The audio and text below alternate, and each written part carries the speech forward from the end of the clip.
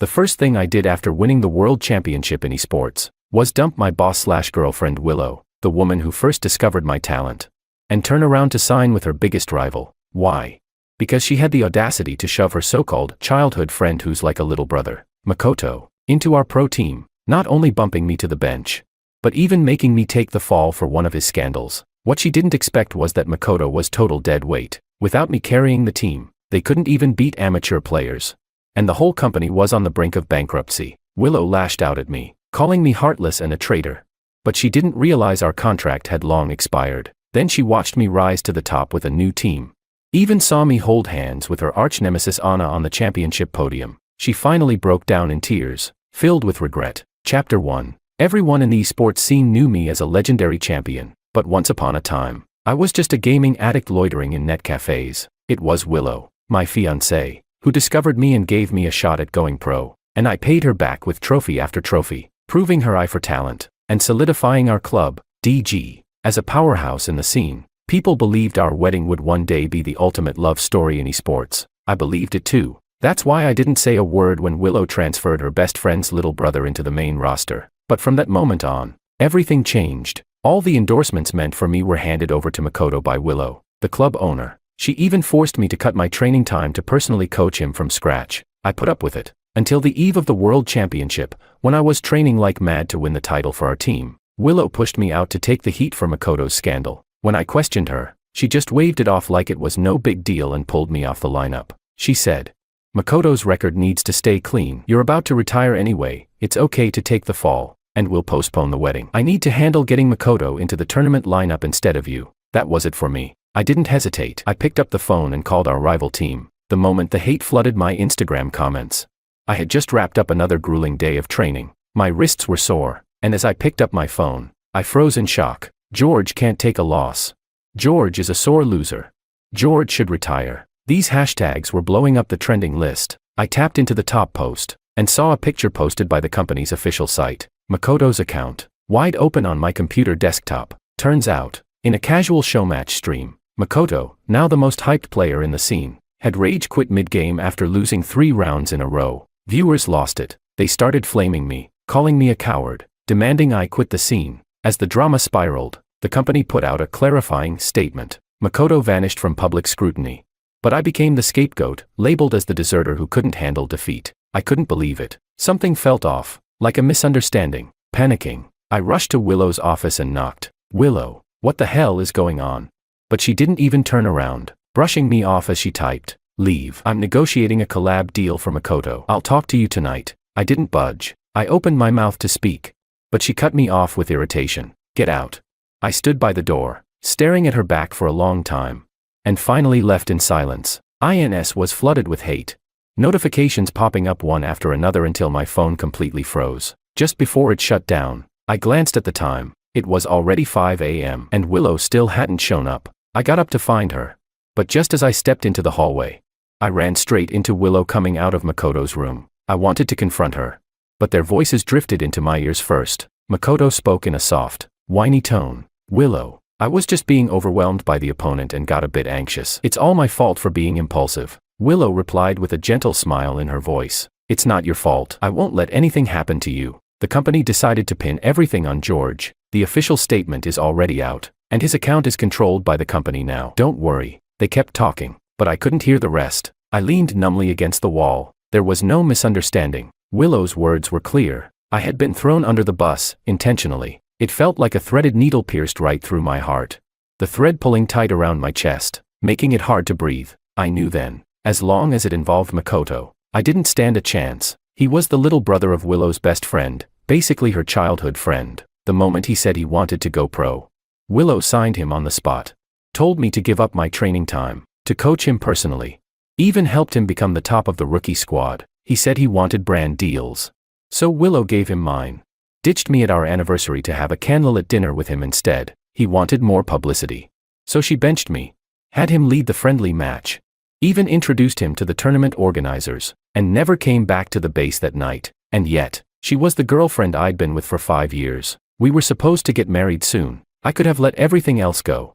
But she knew full well how much I valued competitive esports, and still branded me as the sore loser, just to keep Makoto's image clean. My hands dropped helplessly to my sides. I walked back to my room. I glanced at the expiration date on my contract. I was done with this team. I picked up my phone and called the rival organization's CEO. "You still need a player," I said. "I'm ready to transfer to your team." Chapter 2. The person on the other end of the line sounded surprised, but said nothing else, just readily agreed. "Seriously, this isn't because of that showmatch drama, right? Don't worry, bro, I believe in you. Anyone who knows what they're doing can tell that kind of trash gameplay couldn't have been you. If you're sure about this, we'd be happy to have you join anytime."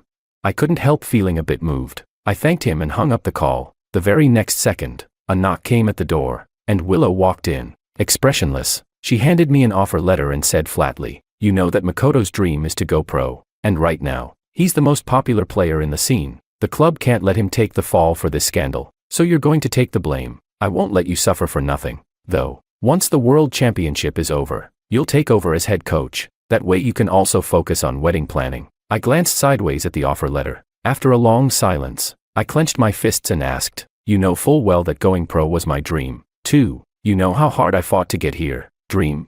Willow cut me off impatiently, her tone laced with barely hidden sarcasm. "You're about to retire. Can a dream put food on the table? Just keep your mouth shut about this. Not a single word against Makoto. You hear me?" I closed my eyes. Suddenly, I remembered myself 5 years ago, bouncing between small gaming cafes, playing local matches, back when the professional scene felt like an impossible fantasy. I barely scraped by on tiny prize pools. And I honestly thought I'd live my whole life that way, grinding games in a smoky net cafe by day, taking whatever odd job I could find just to survive. Then Willow appeared, out of nowhere, after one of my matches. Her eyes were shining as she reached out her hand. "You've got real talent. Would you come with me to DG? Trust me, you'll become the brightest champion on the pro stage." And she was right. Willow helped me realize my dream, just like she promised. I became an unshakable champion, but now, the dream we built together was nothing more than an inconvenience in her eyes. Snapping back to the present, I didn't argue anymore. My gaze locked on the contract as I quietly asked, "My contract, it only has 1 month left, right?" Willow followed my eyes to the document, her brows furrowed tighter and tighter. She was just about to speak, when her phone rang. After taking the call, her irritation surged. She shoved the offer letter into my hand, voice icy. "Once the contract ends, step down and take the coaching role quietly. Next month's wedding is postponed. Other than that, I need to protect Makoto's public image." She then turned and stormed out, slamming the dorm door behind her. I stood frozen for a long time. Finally, my fingers moved. I crumpled the offer letter into a ball and tossed it into the trash. Staring at the empty room, I said to no one in particular, "No need to postpone. There won't be a wedding." I was done with DG, and with Willow. I got up and headed downstairs to train. Just as I reached my station, Willow walked in with Makoto by her side. She scanned the room and handed me the suitcase she was holding. "Makoto is joining the main roster starting today. Help him carry his luggage to the dorm. Don't let him strain himself. A pro player's hands are precious. I've got other things to handle." I didn't take the suitcase. I just stared at her in silence. Seeing me remain silent, Makoto put on a pitiful expression and shamelessly wrapped his arm around Willow's. "Willow, I think George doesn't really like me. Maybe I should just carry my stuff myself. My hands are valuable, but mine aren't." I suddenly cut in, my voice cold and emotionless. Willow patted Makoto's head to comfort him, but turned her frown to me. "Do you have to be so aggressive? We're getting married soon, aren't we? That makes Makoto your little brother too, so what's with the attitude?" I sneered and curled my lips. A memory surfacing. The celebration party after I won my first official match. Back then, Willow hadn't even let me lift a glass of champagne. She had gently cradled my hand in her arms, carefully rubbing my fingers, her eyes glowing as she announced, "This is DG's legendary right hand. If anyone dares to touch it, they'll have to go through me." The girl from that memory overlapped with the woman in front of me. So those same words, she could say them all over again, for Makoto. I didn't respond, just turned and sat down, powering on my computer. Whatever. The contract ends in a month, and the wedding, that's already off the table. Willow looked at me in disbelief. George had always been obedient to her, never defied her once. Irritated, she knocked on the desk. "What's with this tantrum? You're still going on?" Right then, Makoto tugged at her arm excitedly, pointing at the gear setup in front of me. "Willow, George's setup looks so cool. Can I have it?" Willow hesitated. That gear was a gift from her, a token of our love. She'd given it to me hoping I'd carry it with me to the national stage, and I did, with that very setup. I brought home championship after championship for her. That gear meant everything to us, and she knew that. But now Makoto wanted it. Willow paused for a long moment.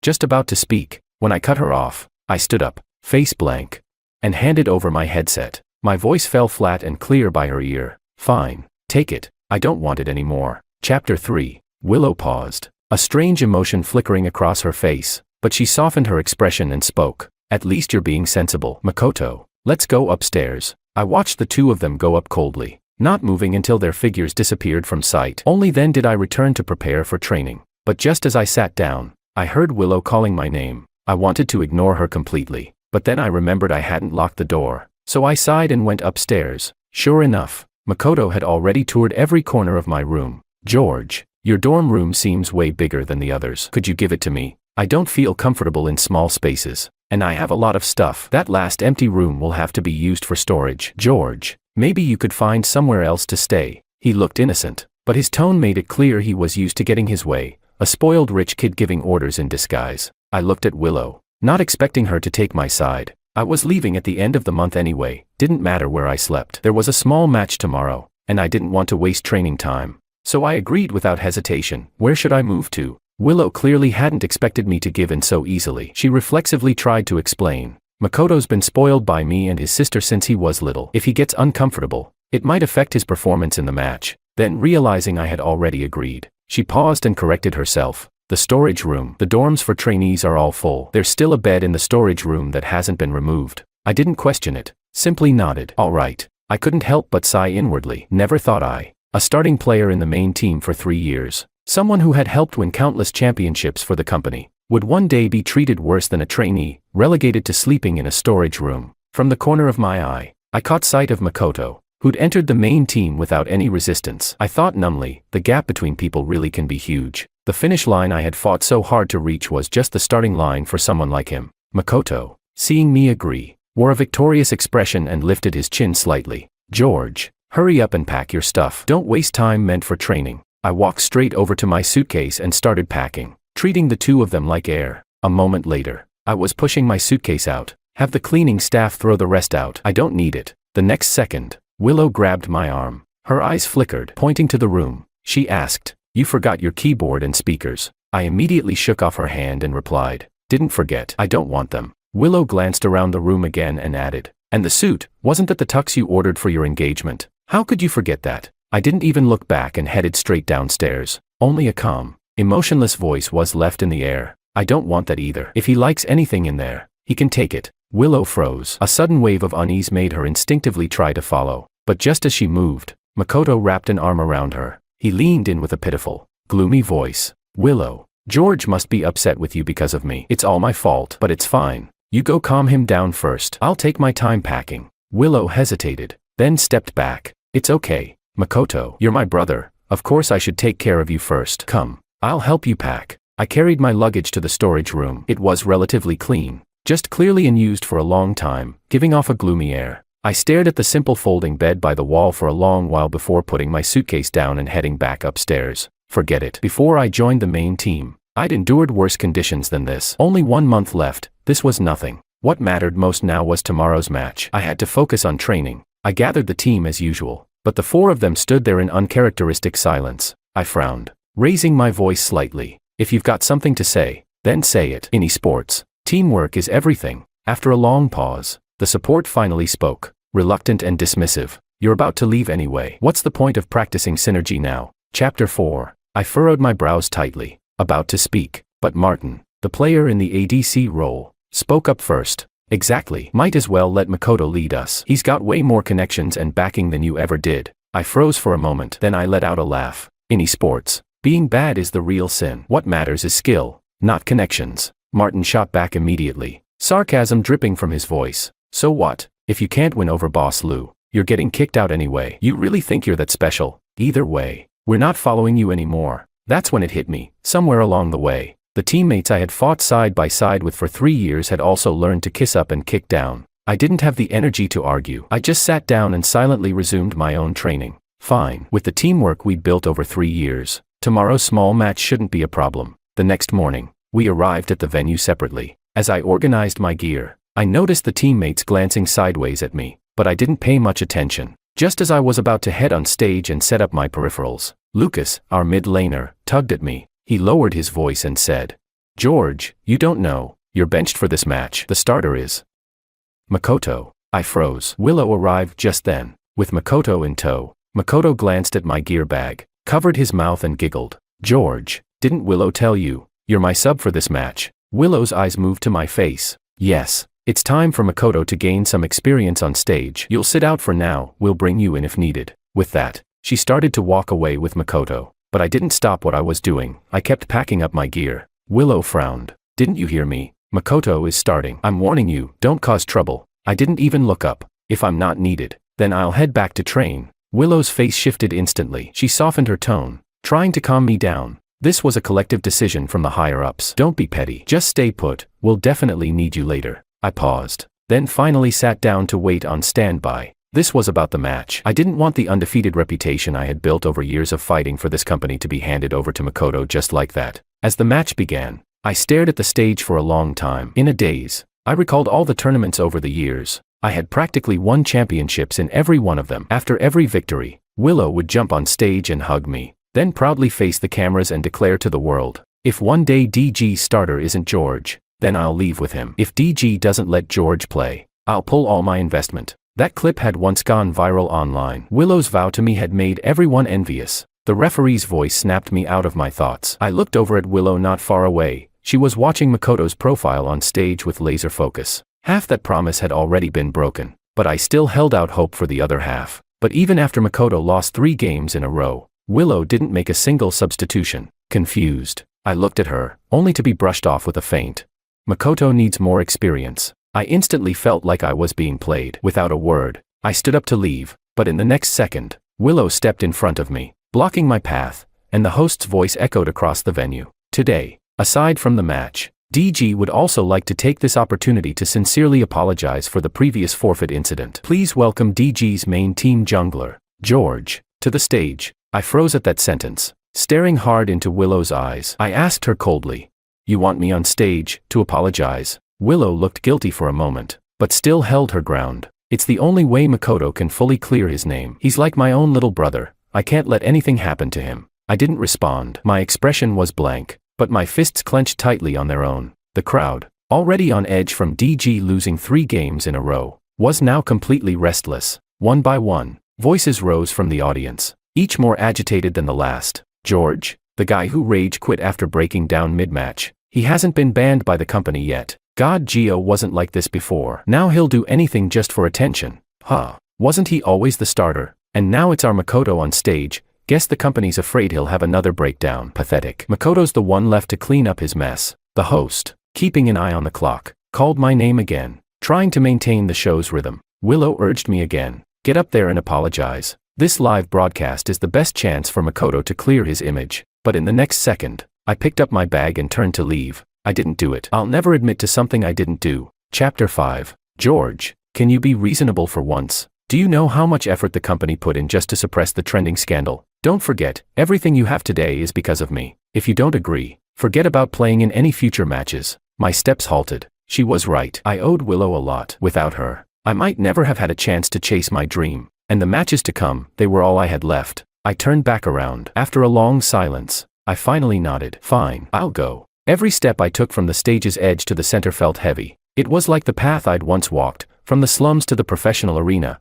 a road paved with countless sleepless nights of training. I took the microphone but kept my head down, unmoving for a long time. The crowd grew restless. Insults started flashing across the live broadcast screen. "What's the act for? Don't tell me he's about to cry and beg for sympathy. He doesn't even look half as good as our Makoto." Gross. I'm starting to doubt the authenticity of that footage. God, Gio, with his skills, how could he possibly break down in a casual match? Bro in front, you George's alt account or what? The evidence is right there. Just ban him already. I stood there, unmoving. My fingers dug into my palms so hard they nearly broke the skin. Voices from every direction surged into my ears like a flood. For a moment, I felt like I was back in that dark, hopeless slum, surviving off prize money from internet cafe matches just to scrape by. Then suddenly, Willow had appeared in my life. She had reached out to me with a bright smile. "You really have talent. Do you want to come with me? What are you doing? Hurry up and apologize. Say something."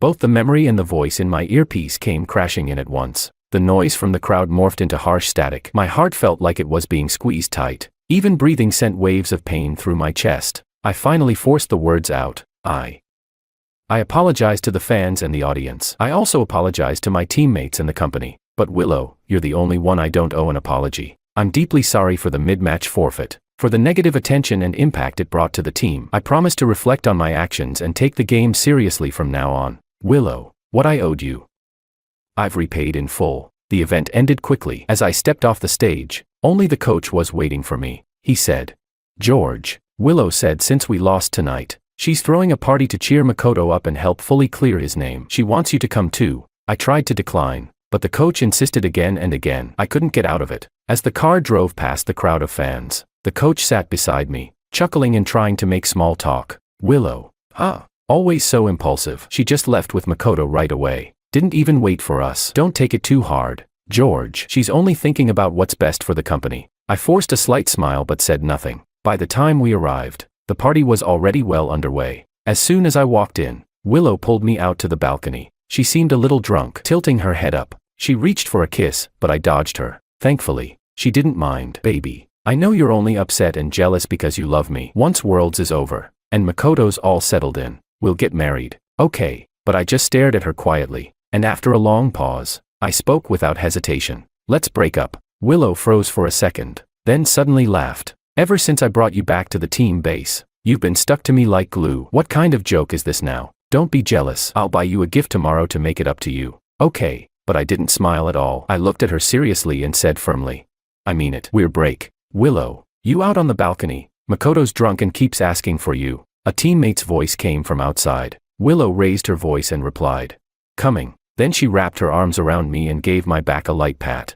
"Don't be mad. I'll go check on Makoto first. I promise I'll make it up to you tomorrow. Oh, and there's this show I signed you up for. You and Makoto will go together in a few days. He'll look after you." With that, she hurried back to the private room. When I came back in after some air, the celebration was mostly over. Only Makoto was left, collapsed in Willow's arms, being gently comforted. The atmosphere between them was intimate, like a bubble that shut everyone else out. They were getting closer and closer, like they might kiss at any moment, but inside, I felt nothing. Numb. I picked up my bag as if I hadn't seen anything, and walked away without a word. Chapter 6. On the day of the show recording, it wasn't until right before departure that Willow and Makoto finally emerged from the dorm together. When she saw me standing not far away, she paused mid-stretch, then quickly returned to her usual nonchalant self and walked over. "Don't be nervous," she said. "This is just a casual chat segment. Makoto will look after you." Makoto also smiled as he casually placed a hand on Willow's shoulder. "George, relax. I've already had a word with the production team."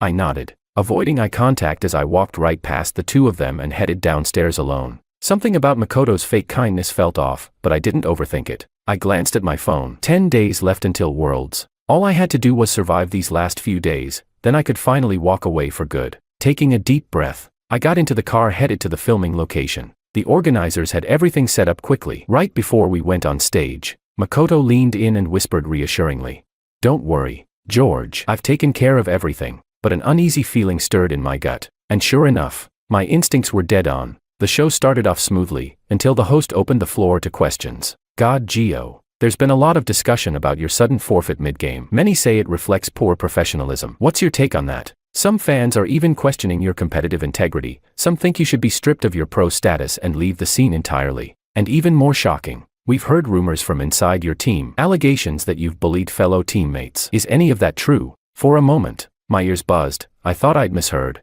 but the entire venue had fallen silent. So quiet you could hear a pin drop. Countless eyes were locked onto me, waiting for an answer. I turned to look at Makoto. He was smiling back at me innocently, pure, harmless, fake. In that moment, I understood exactly what was happening. Just as I was about to speak into the mic, Willow's voice came through my earpiece. "What kind of questions are these, George? Don't forget what I told you." Not a single word that could harm Makoto. I faltered for just a second, and Makoto seized the chance to speak first. "Who prepared these questions? George didn't quit on purpose. Let's just focus on preparing for Worlds. And as for the bullying, come on. George isn't like that. He's just cold and quiet. He doesn't talk to people much." The second he finished, the crowd erupted. What he said had just confirmed the rumors about my forfeit and alleged bullying, all under the guise of defending me. I let out a cold laugh. Makoto had once again redefined shamelessness. I could tolerate a lot for Willow's sake, but being accused of something I never did, that I wouldn't stay silent about. I picked up the microphone. My voice was quiet, but icy cold. I didn't forfeit on purpose, and frankly, I still don't know how I got disconnected mid-game. And sure, I've got no connections or resources, but bullying, that's something I don't even know how to fake. Maybe someone from our own team can tell you where that story came from. It sounded like I was just answering the host, but everyone could hear the sharp edge in my words. Most of the audience was here for drama, but there were also plenty of Makoto fans in the mix. A storm of insults and accusations erupted across the venue. What's that supposed to mean? Is he throwing shade at Makoto? He's the one who's been isolating the new guy just because he joined the team earlier. Exactly. Last time he used Makoto's account in a public match just to set him up. He deserves to be blacklisted and kicked out of the scene for good. Right. He can't handle losing and even bullies others. We should all protest to the company, get him kicked off the team. But I acted as if I hadn't heard a thing. With a smirk that wasn't quite a smile, I shifted my gaze toward Makoto's face. Oh, by the way, little Ito, I said, voice light but sharp. Do you know who started those rumors? The audience collectively held their breath. Every eye turned with me to Makoto Ito. In my earpiece, Willow's anxious warning came through loud and fast. I raised my hand calmly and switched the earpiece off. Her voice was cut off instantly. On the other side of the stage, Makoto picked up the mic. He curled his lips slightly, a cool gleam in his eyes, like a predator watching its prey walk straight into the trap. A sick feeling hit my gut. I knew something was off, and I was right. George, come on now, he said smoothly. I never said anything. It's just, rumors have been going around the team. You've been busy, so you probably didn't notice. Funny enough, someone sent me a video just yesterday. I haven't even watched it yet. Wanna check it out together? The next second, the giant screen lit up. Chapter 7. A figure appeared on screen. The back view looked exactly like mine. In the video, I coldly ignored teammates, outright dismissed the trainees, even tripped Makoto on purpose, bossed around the team, and slacked off in training and scrims. And the face in the video, undeniably mine. The footage ran for 5 full minutes. When the screen suddenly went black at the end, it was like the entire crowd collectively woke up. Outrage started erupting from the audience. Demands for my blacklisting grew louder and louder, so much that security had to work hard just to maintain order. Makoto put on a pitiful expression. His voice broadcast through the sound system, echoing across the entire arena. George, I didn't mean for this to happen. I had no idea the video would be like that, but I'm really shocked. I didn't expect you to be this kind of person in private. You were right earlier, my family does have some money, but I've never used my background for anything. Still, if you treated me like this, I can't even imagine how you treated the others, guys from ordinary families. I stood there in stunned disbelief. None of the things in that video ever happened. That video had to be AI generated, but at this point, no one would believe me. Still, I instinctively defended myself. I didn't do any of that. That person in the video isn't me. But the next second, a few teammates who shouldn't have been anywhere near the stage stepped up one after another. Our support spoke first. George, this has gone too far. We're standing here today to speak the truth. ADC Martin immediately chimed in. Exactly, Captain. If it weren't for Makoto, we'd probably still be stuck getting bullied by you. Mid laner Lucas kept his head down, refusing to look at me, but he still nodded silently. I stared at the brothers I had fought beside for so long, unable to comprehend what Makoto had offered them in exchange for this betrayal. What kind of deal could make them lie so shamelessly? The venue erupted into chaos. The organizers had to cut the live stream on the spot and started rushing to shut the event down. I locked eyes on Makoto, and finally couldn't take it anymore. I stormed forward and grabbed him by the collar. What the hell do you want from me? I already gave up the starting spot for you. I gave up Willow too. Can't you just let me leave in peace? But Makoto didn't flinch. He even raised an eyebrow and smiled. His gaze shifted past me, looking toward something behind me. In the dark, he silently mouthed the phrase, "You owe me," before I could even register what that meant. A sudden gust of wind blew from behind. I turned my head, and saw a middle-aged man charging straight at us. A flash of cold steel reflected in the light, the blade aiming directly at our entangled arms. I instinctively dodged, but Makoto grabbed my arm and shoved me forward. The blade slashed down. Pain exploded in my arm, clutching the bleeding wound. I kicked the man away. Only then did the security team finally swarm in to subdue him. Willow appeared at that moment. Her hair was a mess, completely unlike the calm, elegant executive she always was. Her pupils shrank in horror when she saw the cut on Makoto's arm. She rushed forward, frantic, cradling his arm with trembling hands. She examined the wound, a shallow cut, barely bleeding, but she screamed for her assistant, for a doctor, panicking like he was dying. Not once did she even glance at me, my entire arm soaked in blood, before she left with Makoto, surrounded by the organizers, the manager, and assistants. She finally turned back, eyes red and her voice shaking with fury. If Makoto ends up even slightly hurt, George, you can go straight back to the slums where you came from. They left, and I couldn't even see her back anymore. I let out a bitter smile, my lips pale as ash, my hand clenched over the cloth pressed to my wound. I'd had hypoglycemia since I was a kid. As dizziness flooded in, I suddenly remembered the Willow from before, the one who used to panic if I got so much as a scratch. She would rush to bandage me with furrowed brows, gently touching each wrapped wound. Even when she began ignoring me more and more for Makoto, she never once looked at me like I was her enemy. My lips trembled. I whispered a few words only I could hear. 10 more days. Then everything went black. Chapter 8. I was woken up by someone calling my name. The sharp smell of disinfectant filled my nose. As I struggled to open my eyes, the first thing I saw was Willow standing at my bedside, her expression cold and angry. George, I can't believe this. Just because Makoto got chosen as starter, you went and incited a fan to attack him. Still groggy from just waking up, my mind was in a haze. I opened my mouth and responded instinctively. What? Willow's face darkened further, still pretending. Bring him in. At her words, the hospital room door opened. Several bodyguards entered, dragging in the men who had attacked on stage. Repeat what you just said, Willow ordered. The men, head bowed, repeated the scripted lines like a machine. I'm a fan of God Gio. He told me that Makoto stole his starting spot, so I needed to teach him a lesson. The knife and the attack, they were all God Gio's idea. As soon as he gave the signal, I rushed in with the blade. As soon as he finished, he was escorted back out. Willow still looked furious. After a long silence,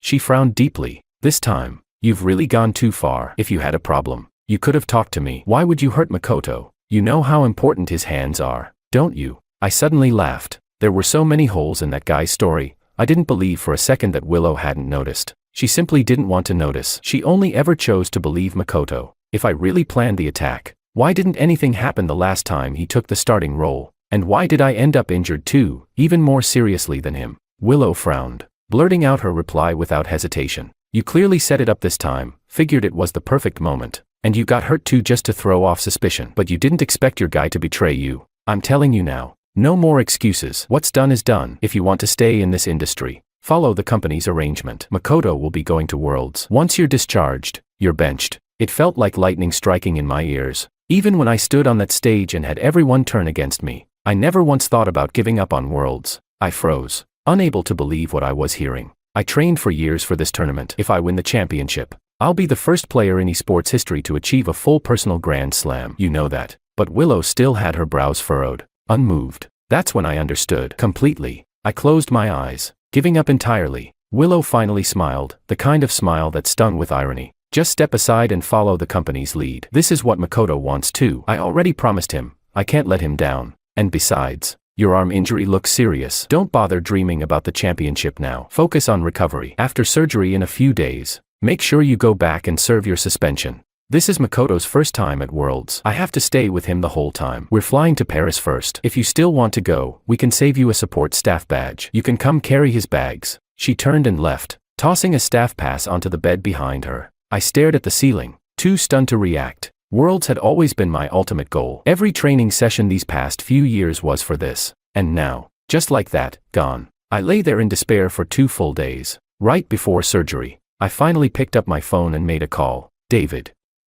Worlds is starting soon. Right, in 2 days. Can you send someone to pick me up? 2 days after the surgery, right after the bandages came off. I stood up and checked myself out. The nurse tried to stop me. Mr. Wong, your injuries are way worse than Mr. Ito's next door. He only had a small cut. But Ms. Lou's been hovering over him for days. You really shouldn't. I gently refused. It's fine. I rushed back to the base. Only the second team's coach was still around. He never liked me, always close with Makoto. Well, if it isn't DG's so-called God hand. What's wrong? They didn't take you to Worlds this time. I walked past him without saying a word, packed my things quickly, and headed out. Where do you think you're going? Boss Lou said you're supposed to be on lockdown. His yelling faded behind me. Left at the DG base. The car was already waiting at the gate, and drove me straight to the airport. KR's boss was already there waiting. You're finally here. God Gio. Let's go. Everything's ready for you. I nodded. Then, as if remembering something, said, wait a second. I pulled out my phone. Opened the chat with Willow. The conversation had been quiet for a long time. I sent a picture of the contract date, then shut off my phone. I exhaled. Without looking back, I dragged my suitcase toward the gate. Let's go. Chapter 9. When Willow arrived at the hotel arranged by the tournament organizers with the DG team, there were still 3 days left before Worlds officially began. As she was unpacking, she suddenly remembered to remind Makoto, "Make sure you rest well and stay focused on training over the next few days," she said. There was no response for a moment. She looked up. Makoto was absorbed in typing on his phone. Willow raised her voice. "Makoto." Only then did Makoto look up. He leaned in with a bright smile and asked, "Willow, what did you just say?" Willow stood up straight, her expression unusually serious. "This is your first time starting, and it's on the world stage. You need to give it your all. This match isn't just about you, it represents all of DG." Makoto's eyes shifted slightly as he remembered a message from the second team's coach just moments ago.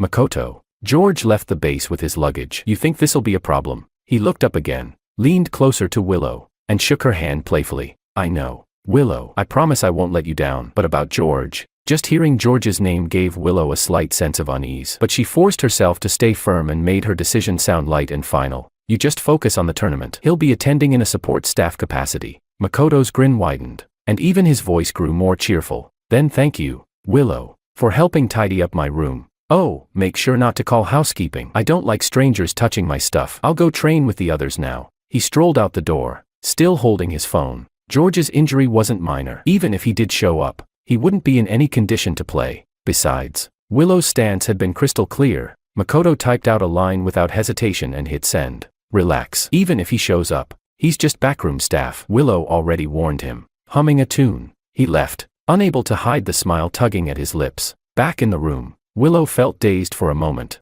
Makoto's words, they sounded too familiar. She suddenly remembered all the times George had traveled with her for tournaments. No matter how rushed the schedule, how exhausted he was, he would always change the hotel sheets and duvet covers for her the moment they arrived, just because she once casually mentioned she had a bit of OCD. "It's okay, I'm not tired. You don't like hotel bedding, and you don't want anyone else touching your stuff. I've got it. I'll still have time to train afterward." He'd always say that, smiling gently as he helped make the bed. Without complaint, Willow looked at what she was holding in her hands. Snapping out of the memory, her expression suddenly turning complicated. Why was she thinking about him now?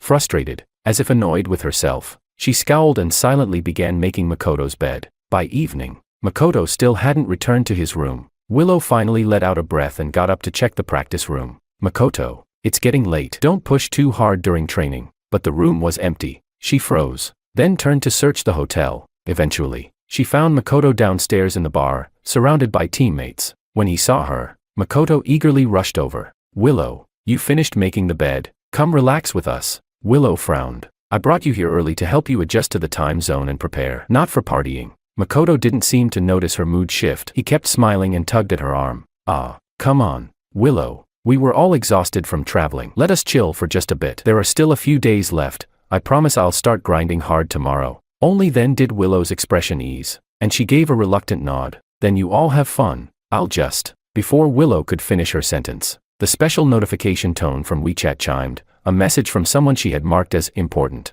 She hadn't had the chance to check who it was before Makoto pulled her into the booth. "Don't leave, Willow. Stay and have a drink with us." Willow waved him off and sank into the sofa, watching them play drinking games and rock paper scissors. Under the dim lights, her thoughts drifted again, this time to the familiar glow of computer monitors in the training room the night before tournaments. No matter what the event, George always gave it his all. Except for the first night, when he'd make the bed for her and let her rest, he spent nearly every other moment in the training room, preparing tirelessly until the tournament began. The deafening music snapped her back to reality, realizing she had once again thought of George without meaning to. A wave of inexplicable unease rose in Willow's chest. She didn't want to stay any longer. She got up, intending to settle the bill and leave early, but when she instinctively reached into her pocket, her phone wasn't there. Her gaze scanned the room and finally locked on Makoto's side. Her phone was right by his leg. Without thinking too much, she walked over, picked up the phone, and leaned down to whisper into Makoto's ear.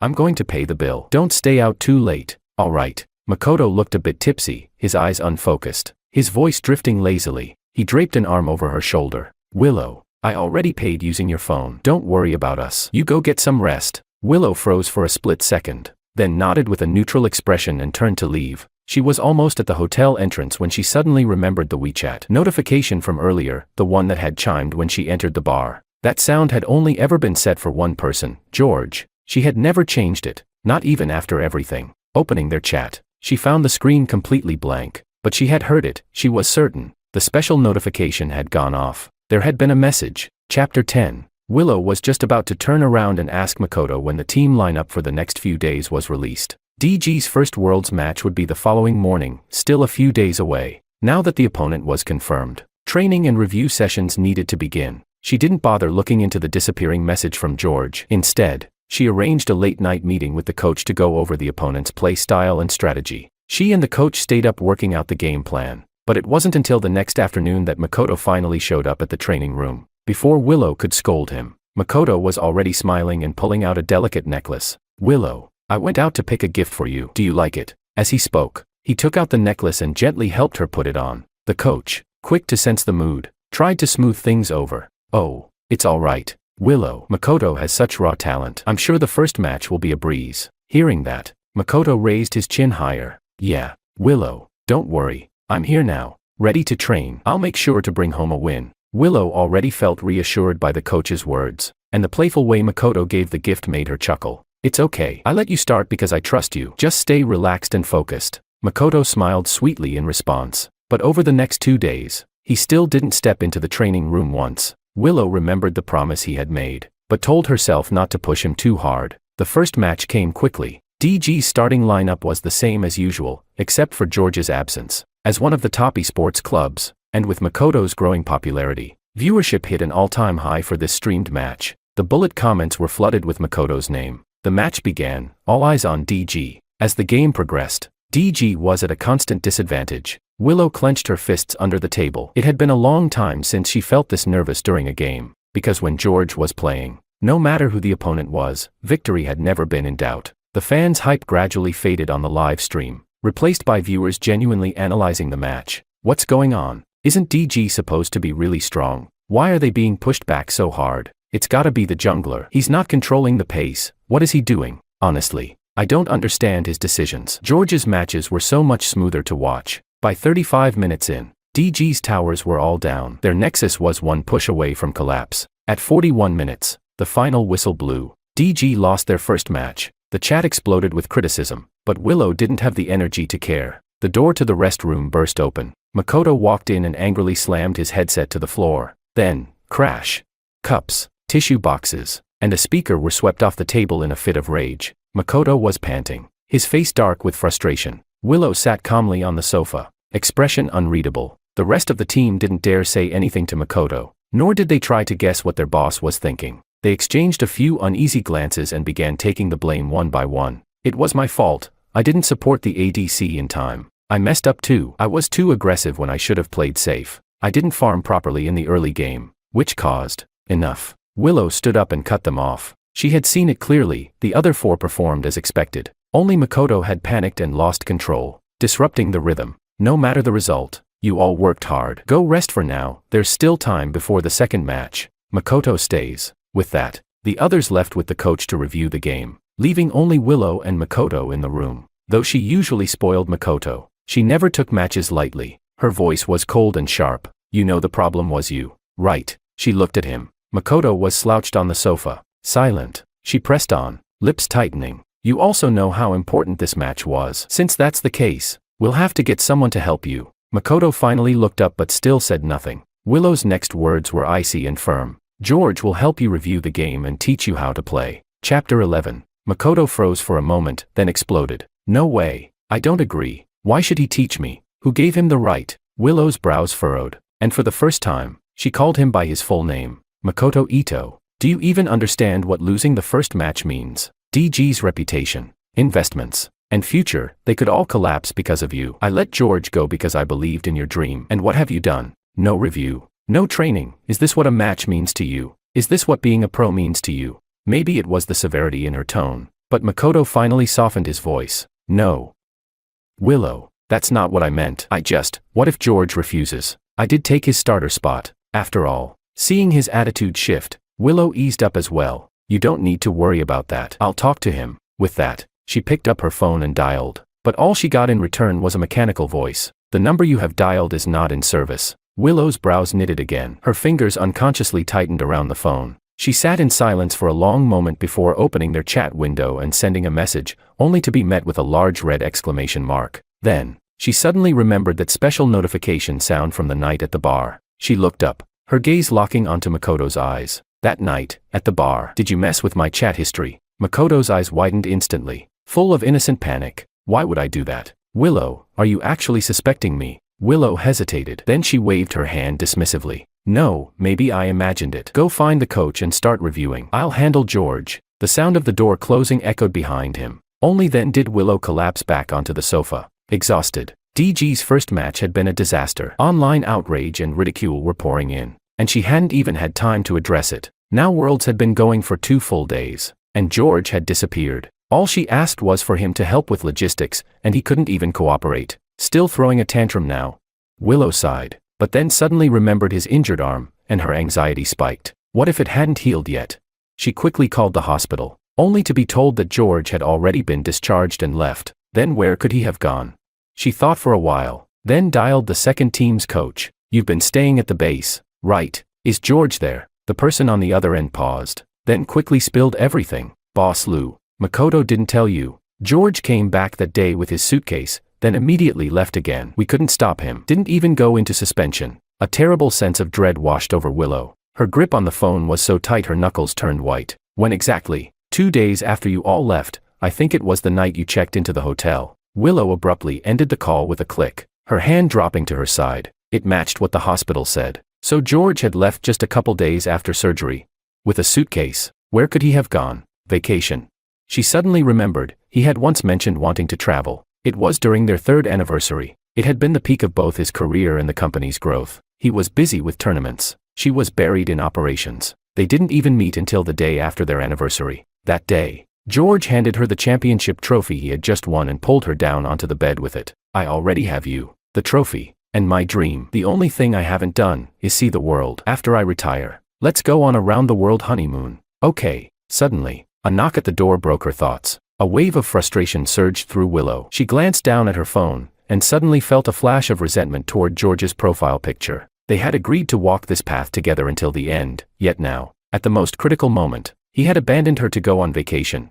Anger clouded her mind. In a burst of emotion, Willow deleted their entire chat history. Only after doing it did she get up and open the door. Standing outside was the coach, wearing an apologetic smile. "Willow, any chance George could come? All these years, he's been the one handling everything, from pre-game prep to post-game review. He always led the analysis, and to be honest, after today's match, he probably understands the problems better than I do. Having him back to help Makoto review would be the best move right now." Willow was already stressed over the situation. Hearing that, she simply waved her hand. "Go ahead and start reviewing with the team. I'll try to contact him." But despite what she said, by the time DG's second match started, she still hadn't been able to reach George. He had blocked her on every platform, disappeared from her life like he never existed. She had even contacted the wedding planner. The answer she got was, "Mr. Wang canceled the reservation a long time ago." Willow's anxiety grew stronger by the hour, but with another match about to begin, she had no choice but to shove that creeping panic deep down.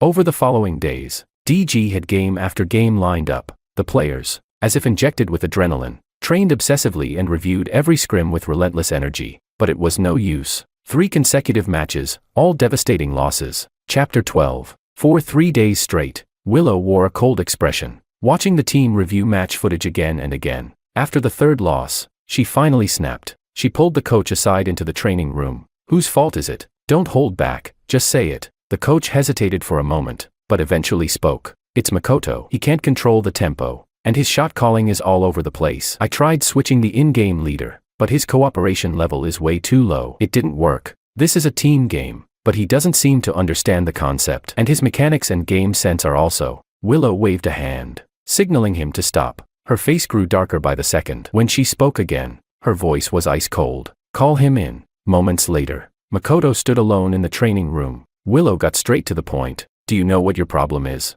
This is a team game. Stop trying to play lone wolf. I won't say more, but if we don't win the next match, I'll bench you." Makoto instantly looked up, his eyes red with anger. "Bench me? Why should I be taken off the lineup? Weren't you the one who said you believed in my dream?" You already decided to replace George with me. Why bring someone else in now? At the mention of George, Willow's frustration only deepened. Her voice turned even colder. I do support your dream. And yes, I've gone out of my way to help you because of who you are. But don't forget, the one who put you here can take you down just as easily. If you can't take matches seriously, then DG doesn't need you. With that, she didn't spare him another glance and walked to the doorway, addressing the players waiting outside. Everyone, I know losing several games in a row has been exhausting, but I hope you'll keep your spirits up. For the remaining matches, if we win, your bonuses will be tripled. Whether it was because they had overheard Makoto being reprimanded, or because they were simply fed up, the players didn't look the least bit excited. Instead, complaints erupted. Doesn't matter how much you triple it, with a teammate who refuses to cooperate. It's pointless. Exactly. Willow, you reviewed the matches too. You know who the problem is. It'd honestly be better if George came back, though that last line was muttered. Everyone heard it loud and clear. Makoto gritted his teeth and glared at them, but Willow stopped him with just a look. That's enough. I only want one thing from you. Do your best. I know Worlds means a lot to each and every one of you. Maybe it was her firm tone, or maybe her words really struck a chord. Either way, Makoto finally quieted down, and the team began working together more smoothly. In the matches that followed, DG didn't lose again, until the final day of competition arrived. Still no news from him. What's the point of keeping you people around? A grown man vanishes and not a single one of you can find him. Willow slammed the phone down in frustration. There were 2 matches scheduled today, and the last one was against DG's biggest rival. Back when George was still on the team, KR had always ended up in second place, never able to beat them. But this year, Willow shut off her phone in irritation. She still had no clue where George was. Even though DG had been winning recently, she still didn't fully trust Makoto's abilities. The clock ticked on, the pre-game whistle sounded. Just before going on stage, Willow pulled Makoto aside. You must win this morning's match. If you don't, I'll have no choice but to let George play this afternoon. Makoto's eyes flickered, as if recent wins had restored his confidence. He nodded without hesitation. I will. I'm not giving him any chance to go on stage. A flicker of complexity passed over Willow's face, but she said nothing and let him head up. But the outcome was far from satisfactory. When Makoto walked back into the lounge, Willow was already there, her expression cold and furious. What the hell were you doing out there? Zoning out in the middle of a match. Makoto, do you actually want me to bring George back? The moment she said that, Makoto understood. She hadn't found George. If she had, she wouldn't be standing here saying all this. George would have already been on stage. Makoto smirked. Willow, still no luck finding George. Huh, guess I'm your only option. Don't worry, I'll give it everything I've got for the final match. Willow clenched her teeth in anger, then let out a cold laugh. Trying to threaten me now? Ha, you're not stepping on that stage this afternoon unless it's the last possible second. I will find him. With that, she turned and stormed off. She immediately called her father's secretary. It was the first time she had ever reached out to her family since refusing to inherit the company. Time ticked by. The final match was scheduled for 3 p.m. At 2:40, both teams entered the arena. At 2:50, pre-match preparations began. At 2:55, the host started introducing the players, and her phone rang. Willow answered almost instantly, her heart pounding in her chest. Miss, we've located Mr. Wong. He's in Paris, at the World's venue. His current ID is Relife. The host's voice and the person on the other end of the phone overlapped perfectly. Willow looked up in a daze. Standing at the center of KR's starting lineup was that all too familiar face. George. Chapter 13. When I arrived in Paris, I headed straight to KR's headquarters. David carried my luggage as he enthusiastically showed me around. I felt a little awkward, even though we had known each other for a while. He was still the owner of KR. David, I can carry it myself. You've already done so much, letting me join the team.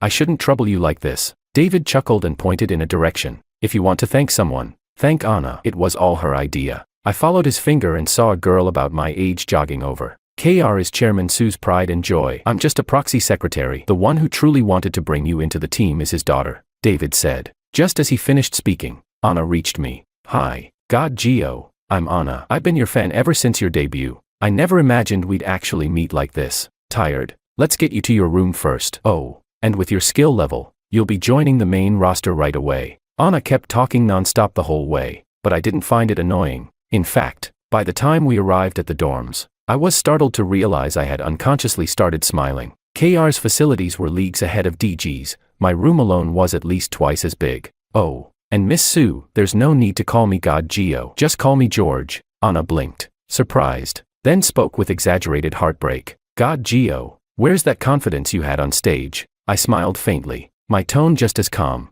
That's all in the past. I'm not God Gio anymore, don't you know? I'm the disgraced pro who rage quit mid-match. Anna didn't even hesitate. That's impossible. I watched that game. It wasn't your style at all. The rhythm was off. Coordination wasn't there. Anyone who's seen even 2 of your matches would know something was wrong. I was a bit surprised. I thought she was just being polite earlier when she said she was a fan. I smiled and shook my head, lifting my suitcase to put it away. I didn't expect you to know me that well, but I don't deserve the title of God Gio anymore. I didn't even qualify for Worlds. Suddenly, a sharp pain shot through my arm, and I nearly dropped the suitcase. Thankfully, a hand reached out just in time to catch it. I turned to see Anna, her expression serious, a stark contrast to the cheerful girl from moments ago. You do qualify. You're going to play in Worlds, and you will. George, go reclaim the name God Gio. Even after Anna left the room, her words still echoed in my ears. I lay down, raising my arm, still wrapped in gauze. With a soft sigh, I let out a quiet laugh. Even I wasn't sure I could pull it off. So why was Anna so confident, so persistent?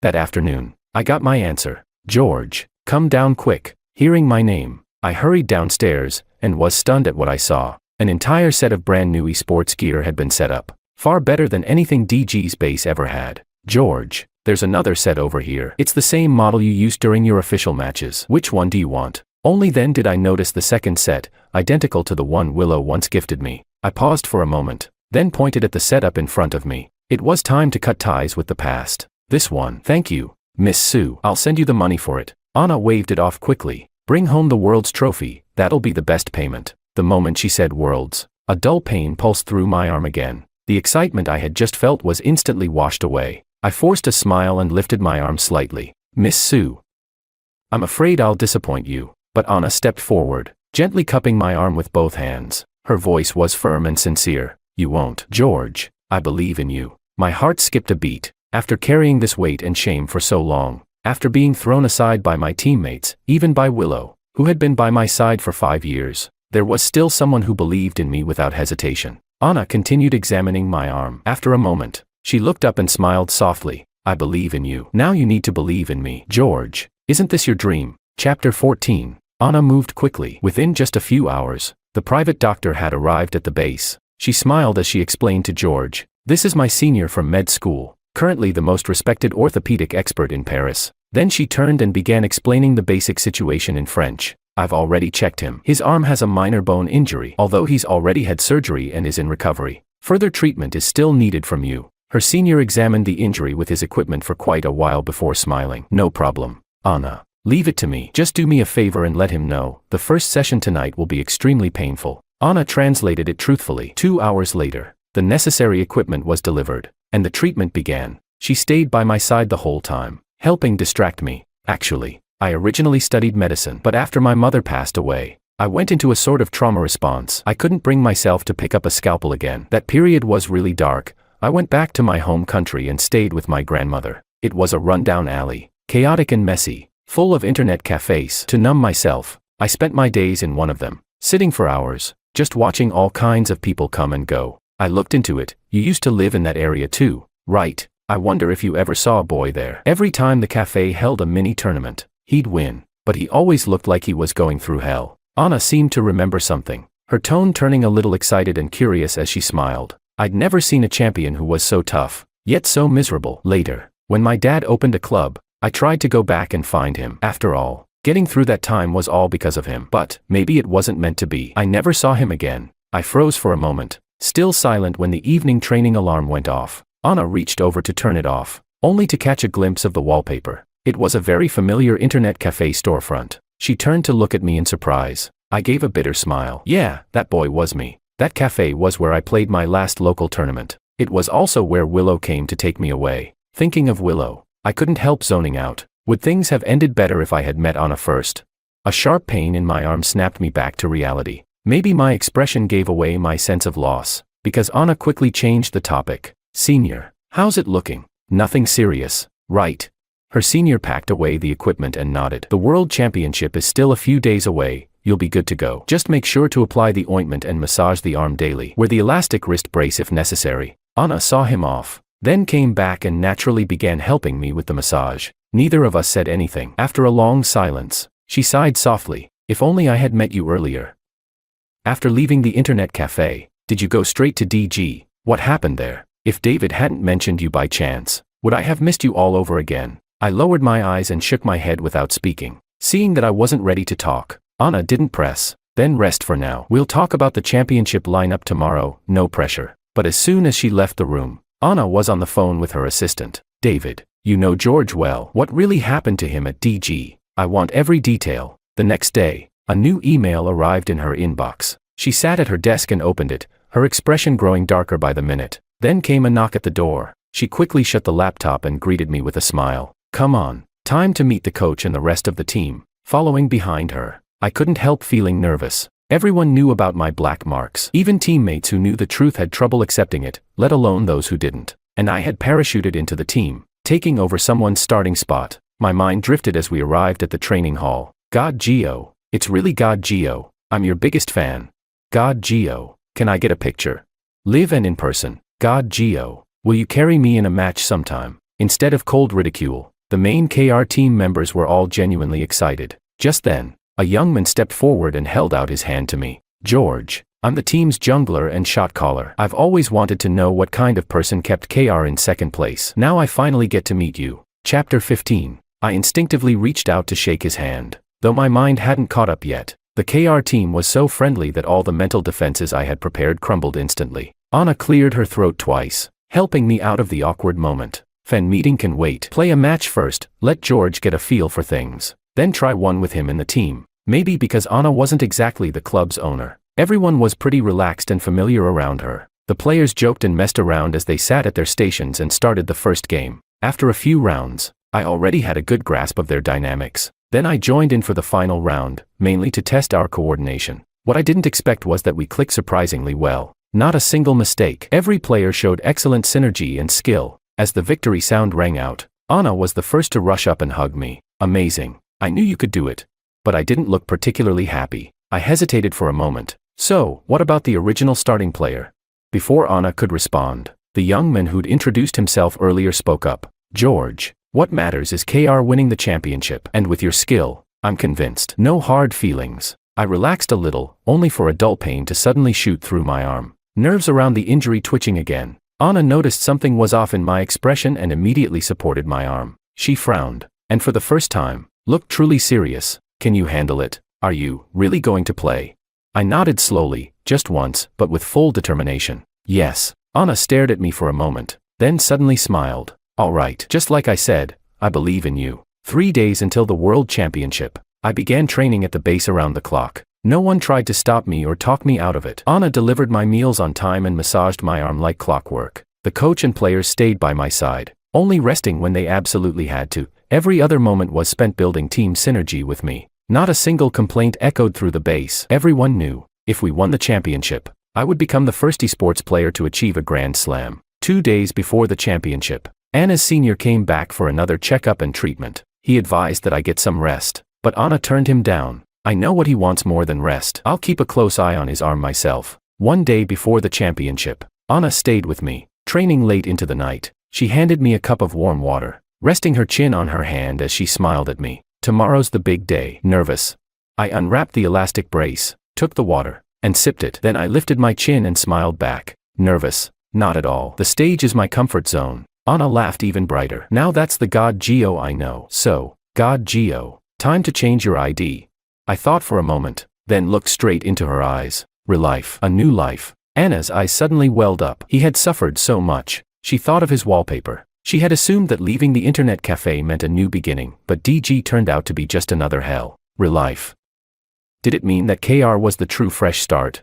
Anna opened her mouth, voice slightly hoarse. All right. She stared at me quietly. I smiled softly, my face lit beautifully by the glow of the monitor. She didn't want to break the rare piece we had found, but she couldn't hold it in. George, I like you. I froze. The bluntness of the confession caught me off guard, but I quickly collected myself. After these days together, it wasn't like I hadn't felt it, but Anna was the one who gave me a new life. And besides, our positions were so different. It all felt so familiar. I didn't dare say yes. Pressing my lips together, I spoke softly. Can we talk after the tournament? Anna smiled even more. It's okay. You don't have to say yes. After the championship, I'll chase you. Sleep early. See you tomorrow. With that, She turned and walked back to her dorm. I sat there for a long while before finally standing up and leaving. The next day, the World Championship officially began. After days of intense training, my coordination with the main KR team had become seamless. We won almost every match in the early rounds, until the final match approached. Anna knocked on my door with the matchup schedule in her hand. Tomorrow's final match, we're going up against DG. I froze, then smiled. Do you trust me? Anna nodded without hesitation. I do. Final match. Countdown, 5 minutes. The announcer began introducing the players from both teams. Starting jungler for KR, Relife. I stood up, right as my eyes locked with Willow's in the audience. Chapter 16. When she saw that face clearly, Willow was stunned for a good few dozen seconds. It wasn't until the host finished introducing the rest of the KR lineup that she snapped back to reality. She instinctively wanted to rush up to demand an explanation, but was blocked and held back by the staff. The match had officially begun. It was too late for everything now. Makoto sat in the shot caller's seat, slightly turning his head to peer through a gap in the monitors at George sitting directly across from him. His eyes inevitably landed on the compression wrist brace. He narrowed his eyes and curled his lips slightly. Looks like George's injury hasn't fully healed, and with brand new teammates, they've only had a few days to practice together. If he could beat George this time, not only would they win the championship, they'd crush the living legend of the esports world. Willow, and all of DG, would be under his feet. Thinking this, Makoto's expression darkened as he sat up straight. I didn't pay much attention to Makoto's expression. I just glanced at Willow before shifting my focus fully onto the game. After nearly half a month of high-intensity training and competition, the injury in my arm was starting to show signs of worsening. I steadied my thoughts and forcibly suppressed the pain that was slowly surfacing. The first game began. KR's teamwork was tight, every move solid and well-coordinated. My tempo and predictions were on point. Just 20 minutes in, our team's gold lead was crushing DG. As the final team fight began, I held full control over the situation. Just as we were about to wipe out the enemy team, our marksman was suddenly ambushed, and of all times, my arm flared with sharp pain, my fingers spasmed, and I delayed my ultimate by 2 seconds. The entire fight flipped in an instant. KR got wiped. DG revived 2 members and quickly regained gold advantage. While waiting to respawn, I clenched one fist while swiping rapidly with the other hand to analyze the battlefield. Marksman and mid will respawn together. Protect the crystal. Clear the waves. Support scout vision. I'll solo pick off someone. After quickly giving commands, I grabbed my phone again, eyes locked on the screen. The moment I revived, I charged forward, but that team fight mistake had been fatal. Even with our full 5 pushing to the limit, we couldn't recover the win for Game 1. Halftime break. Makoto stepped off the stage, smiling brightly, and walked straight toward Willow. So, Willow, didn't I say replacing George was the best decision?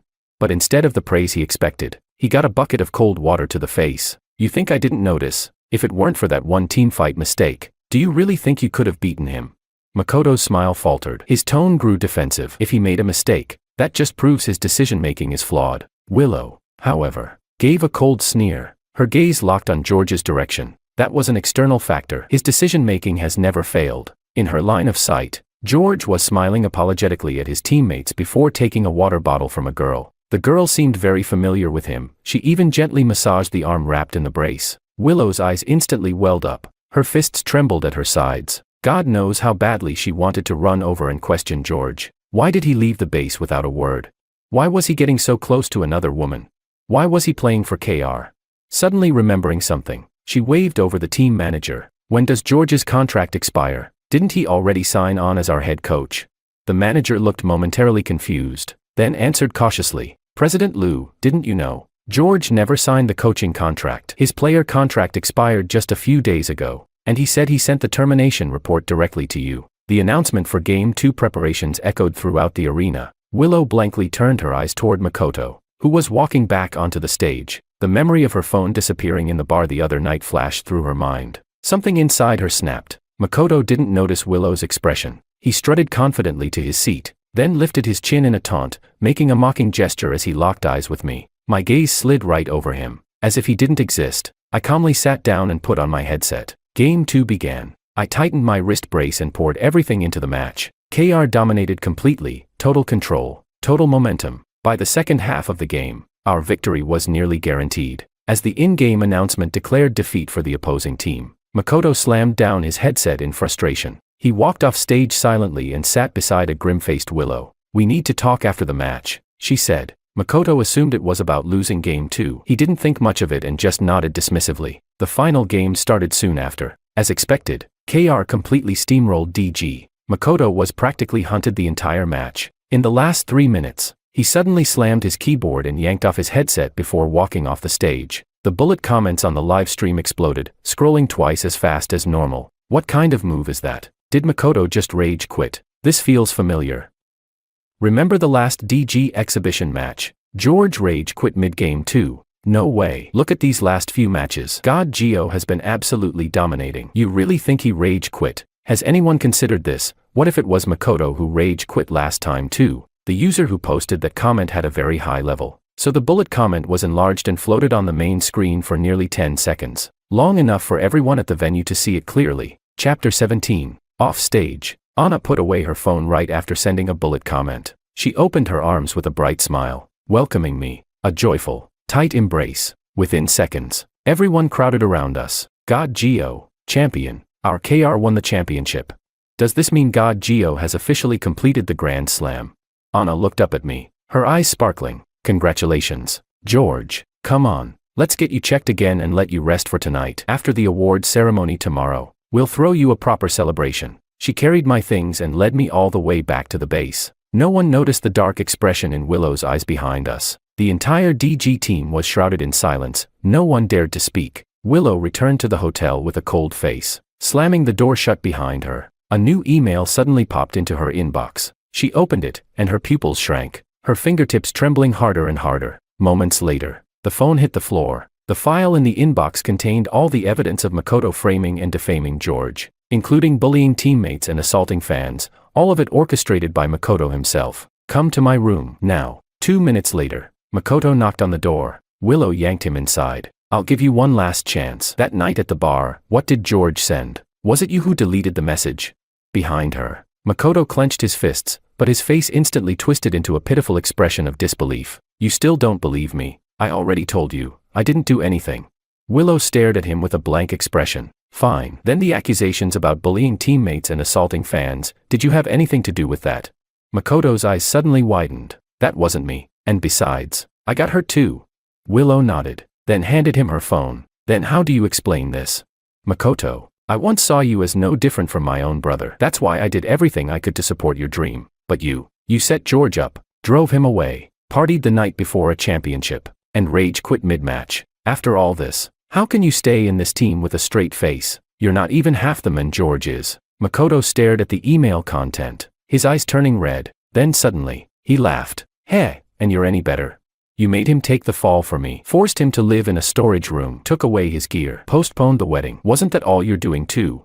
Stop pretending. Willow, you liked me too, didn't you? The only reason you got with him was because he reminded you of me. Now that he's gone, it's the perfect chance for us. As he spoke, he leaned closer, his hands snaking around her waist suggestively. Slap.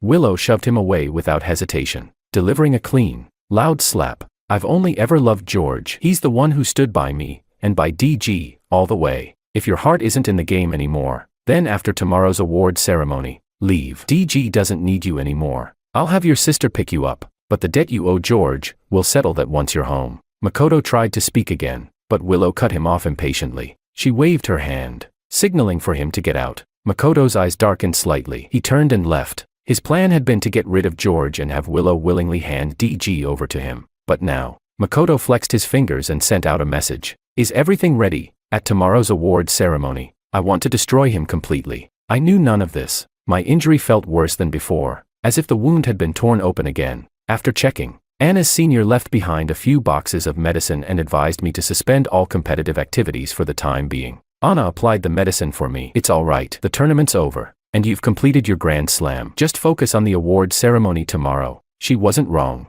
I let out a quiet breath, feeling grateful that things had ended well. The next morning, KR was fully prepped and headed to the award venue. On the way, we ran into several other teams. Everyone offered congratulations and polite greetings. Our support player whispered, "All these people are so two-faced." Before Worlds started, they were all whispering behind your back. Now that God Geo's won the championship, they're all over you. I smiled. It's all right. That's normal. In esports, being bad is a sin. Anna said nothing, just tapping away silently on her phone. After she sent her last message, she finally looked up. There was a smile on her face as she waved her phone in front of me. George, one more surprise for you today. Chapter 18. The pre-show warm-up at the awards ceremony dragged on for hours. It wasn't until 3 hours later that the actual awards began. After KR received the team trophy, I was asked to remain on stage. The host followed the usual script and asked, God Gio, as the first player in esports history to complete a Grand Slam, how do you feel?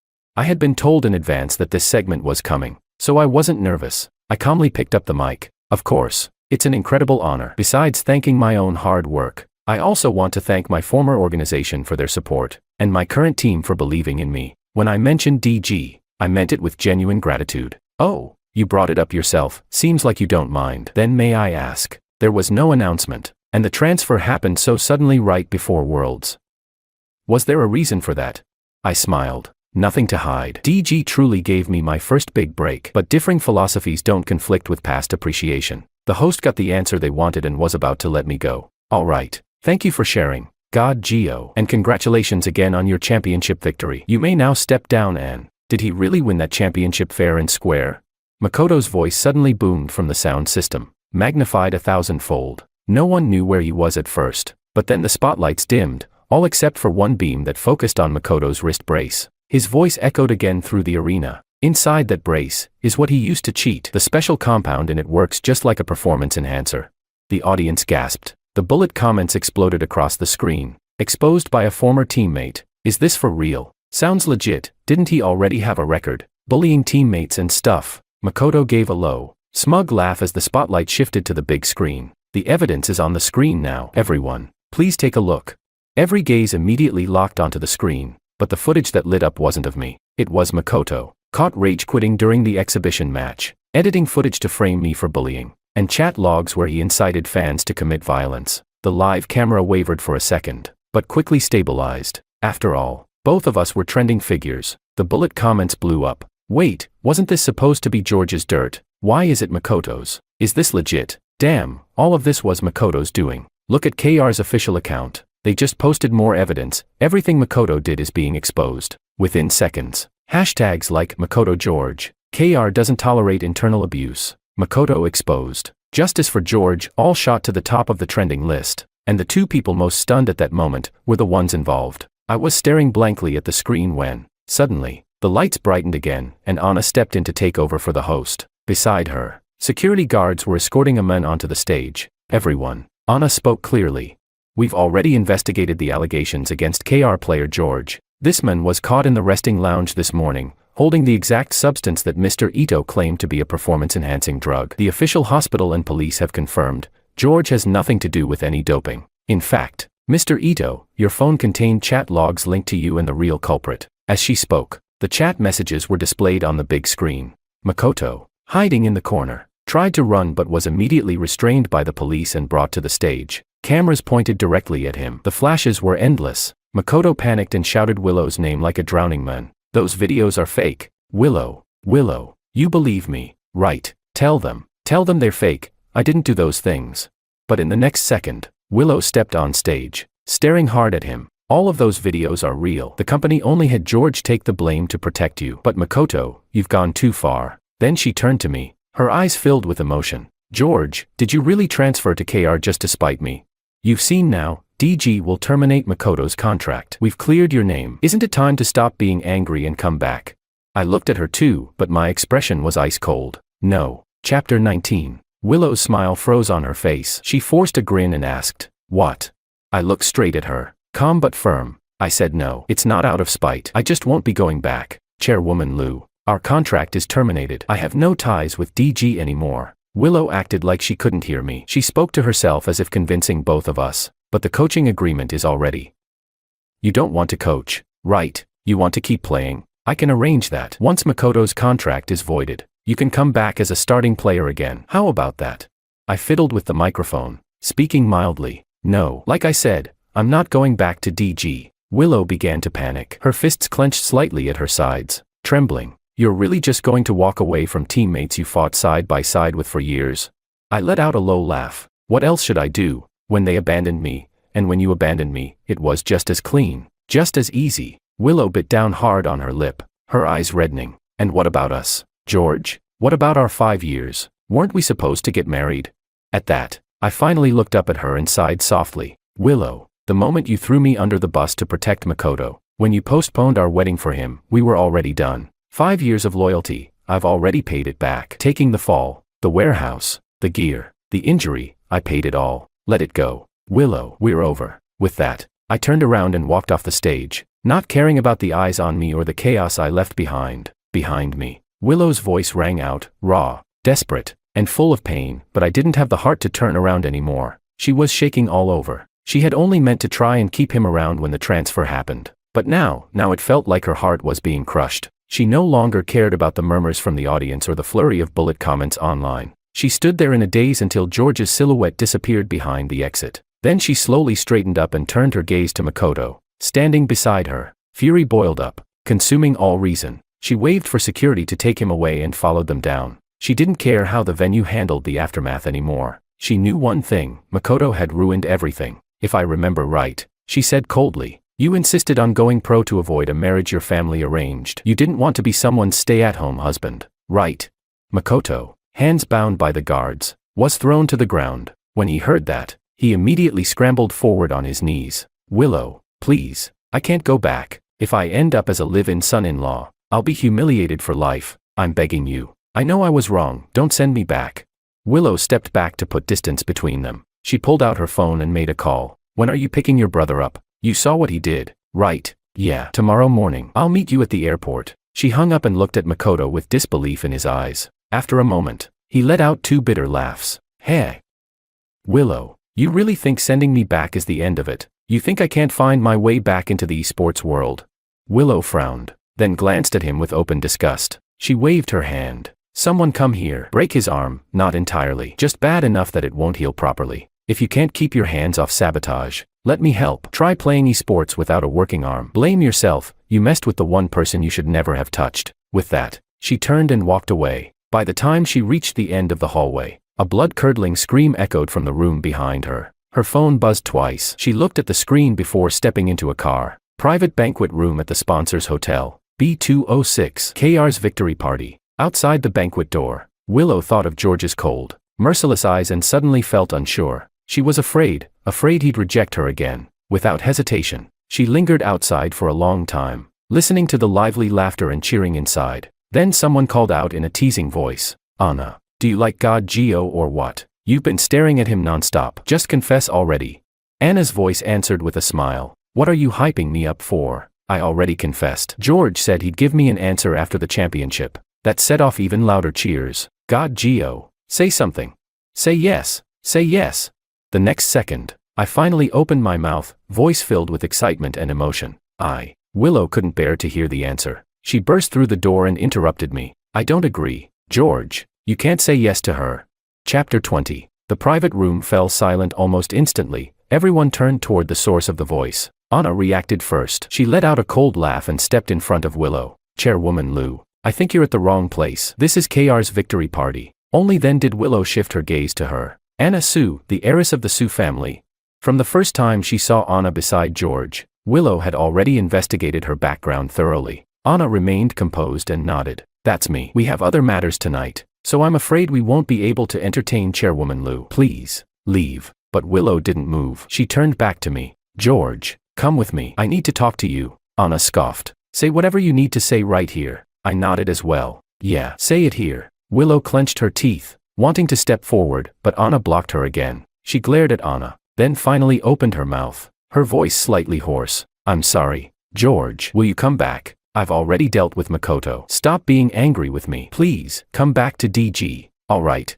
I shook my head without hesitation. My voice was steady and decisive. No, even without Makoto, there'll still be people like Li Tingcheng or Wang Tingcheng. I'm grateful to DG and to you, but I've already paid my dues. Where I go next, that's my choice. Willow nearly screamed, her voice cracking with desperation. What about me? Then, you're just going to abandon me. What about our 5 years? I regret it. I know I was wrong. Please, come back with me.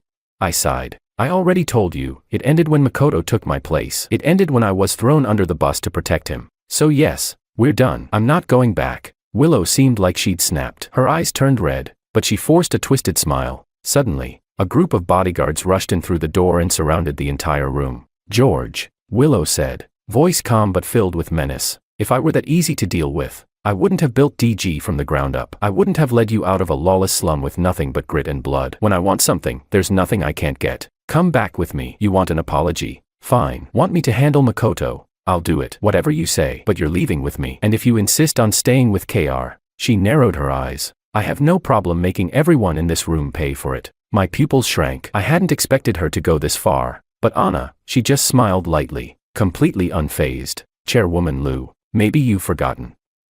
This is Paris. KR's headquarters is here. Willow didn't even glance at her. Her eyes stayed fixed on me. Miss Sue, you're young. You don't understand what scorched earth really means. I don't want to escalate this. I just want to take him. Anna was done wasting words. She reached for her phone to call someone, but I stopped her. Forget it, Anna. I don't want to cause more trouble. I'll go with her. There are still some things at DG I need to deal with, some debts to settle. Just give me a few days. I'll definitely come back to KR. But Anna knew exactly what kind of person Willow was. As a woman, she could see Willow's obsession and unwillingness to let go. She wanted to stop me, but the sincerity in my eyes left her speechless. In the end, she could only nod. All right, I trust you, but if anything happens, contact me right away. I nodded too, then, without warning, I hugged her tightly. For tonight's question, I'll give you an answer next time, I promise. Then I let go of her, ignoring Willow's dark expression as I walked past her and left the room. The private room fell into deep silence. Finally, someone asked cautiously, Anna, should we still eat?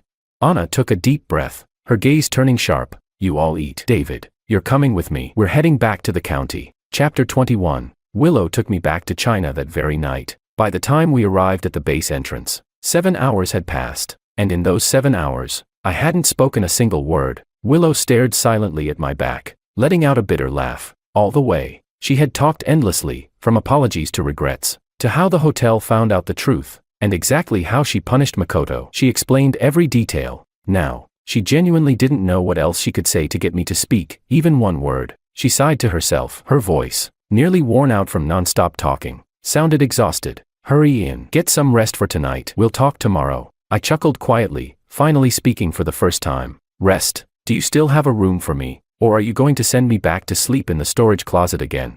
Willow quickly shook her head. Your old dorm has already been cleaned and prepared. I didn't respond. I turned and headed upstairs. The next morning, as soon as I opened the door, I saw Willow waiting right outside. She held a box in her hands, filled with stuff. She came in cheerfully, acting as if nothing had ever happened. George, these are your old peripherals. I got them all back for you. Your keyboard, your speakers, and this, your wedding suit. All the gifts from the last 5 years of anniversaries. I'll make up for every one. From now on, no one will touch your stuff again. She looked up at me hopefully, only to meet a pair of eyes devoid of warmth. I glanced at the box, then walked straight toward the storage room. No thanks. I don't want second-hand items. Might as well leave them for Makoto. I grabbed a few documents I'd left in the storage room and packed them into my suitcase. I think I've made myself clear enough. Willow, you were the one who gave up on me first. Stop being unreasonable. I turned to leave, but Willow grabbed the handle of my suitcase. Her eyes were filled with desperation, as if pinning every last hope on me. I don't believe you've truly moved on. 5 years, how could you forget that so easily? Just come with me to one last place, please?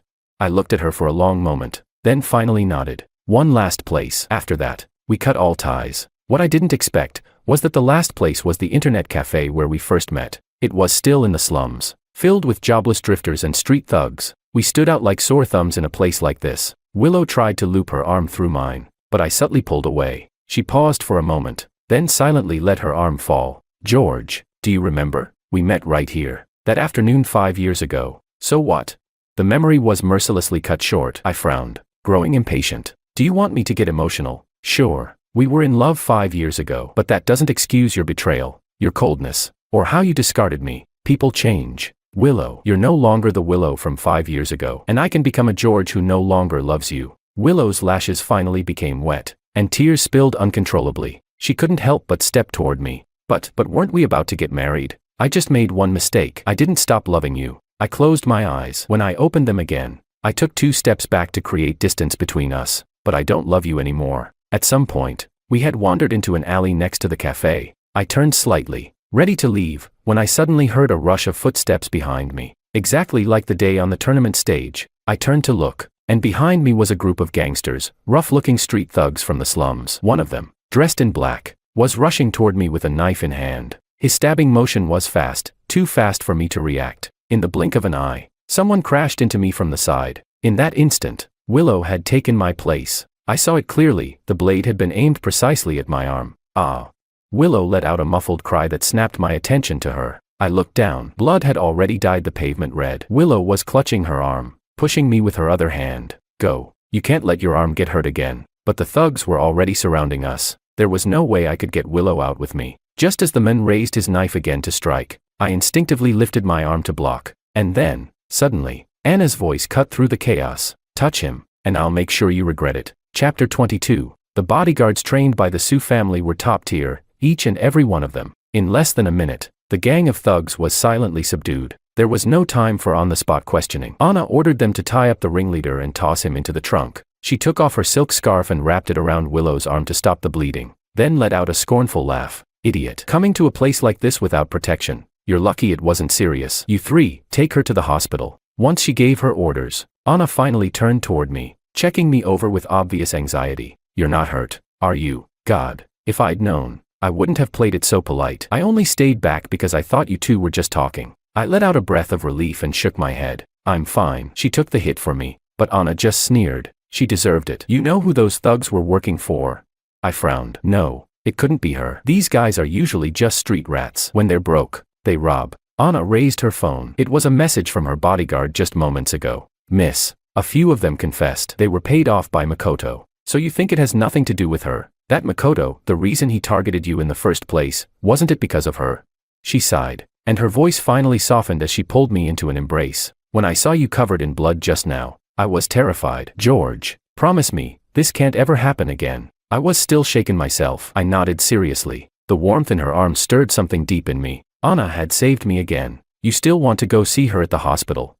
No, I've said everything I needed to say. Let's go back to the base. Anna nodded and took me to the car. Since transferring to KR, I hadn't been to their China base yet. What I didn't expect was how meticulous she was. Your dorm's been remodeled to match your room in Paris. I've also ordered a brand new set of peripherals. After what happened tonight, just rest up. Everything else can wait until tomorrow. With that, Anna turned to leave, giving me space to recover. But as she took her first step, I reached out and stopped her. Anna, why do you like me?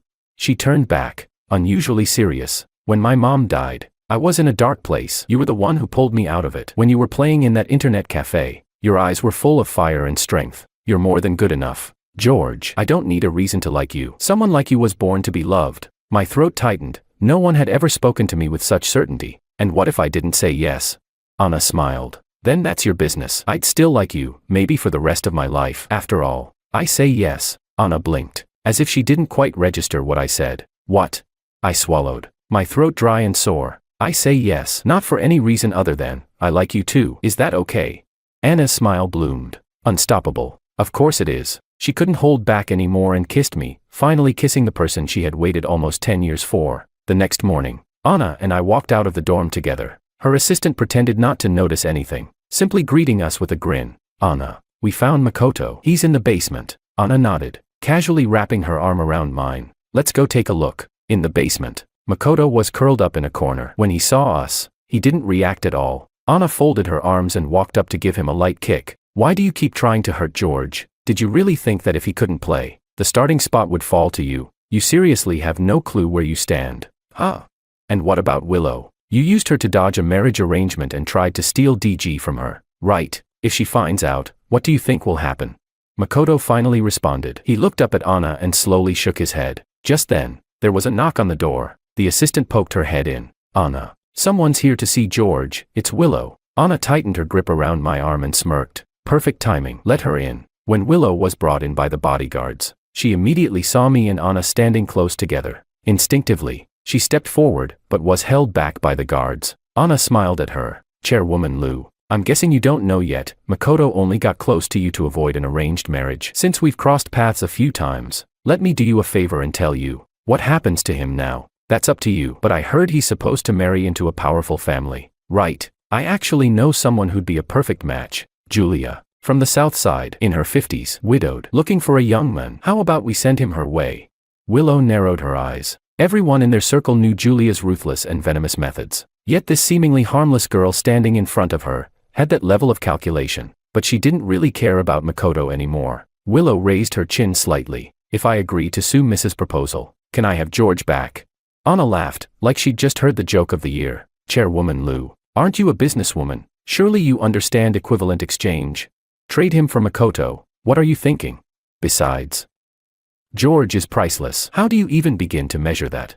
With that, she reached up and pulled me down by the collar, right in front of Willow, and I smiled, kissing her back without hesitation. Willow stood frozen, completely stunned, and in that moment, something in her mind finally snapped. Chapter 23. Willow opened her mouth blankly, and it took her a while to force out a sound. You too. The kiss ended. I wrapped an arm around Anna, turned toward her, and nodded. Yes, we're together now. We're going on a trip in a few days, and when we get back, we're getting married. Willow, it's time for you to let go. It took her a long moment to process those words. She shook her head over and over, muttering, No, no way. Finally, she broke free from the bodyguards and fell to her knees in front of me. No way. This isn't real. Right, George. You're supposed to marry me. You're just trying to hurt me. Right, that's what this is.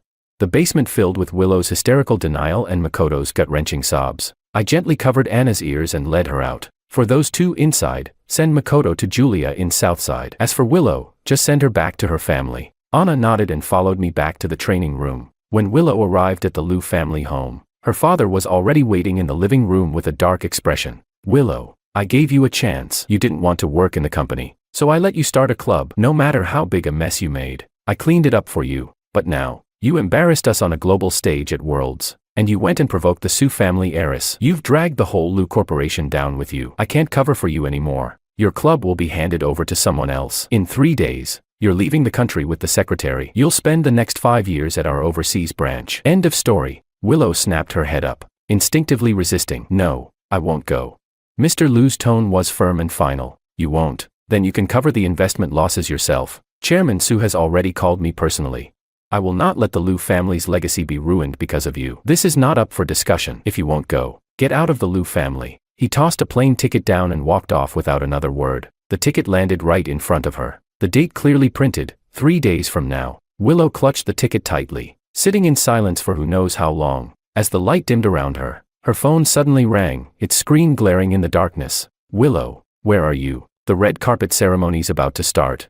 Her eyes lit up for a brief moment. Her throat was dry from not speaking for so long. I'm on my way. She hung up and jumped to her feet, ignoring her numb legs and dizziness. This might be her last chance to win George back. Esports Red Carpet Festival. It's just walking the carpet and answering a few questions. Don't be nervous, I'll be watching from the audience. Anna straightened my collar one last time and watched me go up. After winning Worlds, I'd become the first Grand Slam champion in esports history, and one of the most talked about figures in the industry. After the dramatic scene at the awards ceremony, this was my first public appearance. The audience craned their necks to catch a glimpse of me, and every step I took down the red carpet felt especially long. Camera flashes exploded from every direction. It wasn't until I reached the host that things calmed slightly. God Gio, congratulations on completing your Grand Slam. Now, let's get to what the public is dying to know. How serious is your arm injury? Will you continue competing? And if so, when will we see you play next?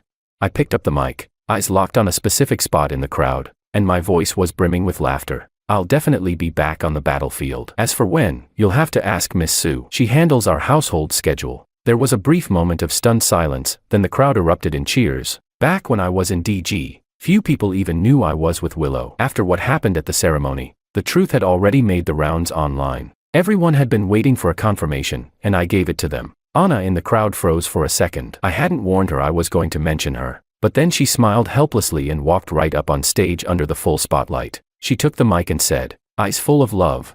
As long as it doesn't hurt your health, I'll support you unconditionally. But for the next 3 months, you probably won't be playing. I smiled, pulled her into my arms, and picked up where she left off. We'll be traveling for a while, to rest and heal. After we get married, I'll return to the competition. The crowd erupted into another wave of cheers and teasing whistles. Every person present was genuinely clapping and offering heartfelt blessings. Everyone, except Willow, sitting silently in the far corner. She wore a wide-brimmed hat, her face hidden, but her eyes lifted quietly to watch George on stage. Suddenly, memories of their 5 years together came flooding back. How many times had George wanted to make their relationship public, only to be stopped by her? She had always prioritized the company and her career, and now, she had truly, utterly lost. In a daze, She suddenly felt a pair of eyes on her, snapping back to reality. Willow looked up, just in time to lock eyes with me on stage. 1 second, 2 seconds, 3. I was the first to look away. A moment later, Willow gave a bitter smile, lowered her gaze, and turned to leave. 30 steps to the exit, I picked up the microphone again. I have something to say. These past 5 years, thank you all. 15 steps. But now, that chapter is over. It's time to begin the next 5. 3 steps. I wish us all a goodbye that lasts forever. 3 days later, at the airport. George, what are you looking at? Come on, boarding already. I pulled my gaze back, wrapped Anna tightly in my arms, and smiled. Nothing. Let's go, baby. In the busy departure hall behind us, Willow also looked away. After a moment of stillness, she lowered her head, tugged her hat brim down, and boarded a flight heading in the opposite direction. Outside the window, a gust of wind scattered the clouds. This time, for real, we will never meet again.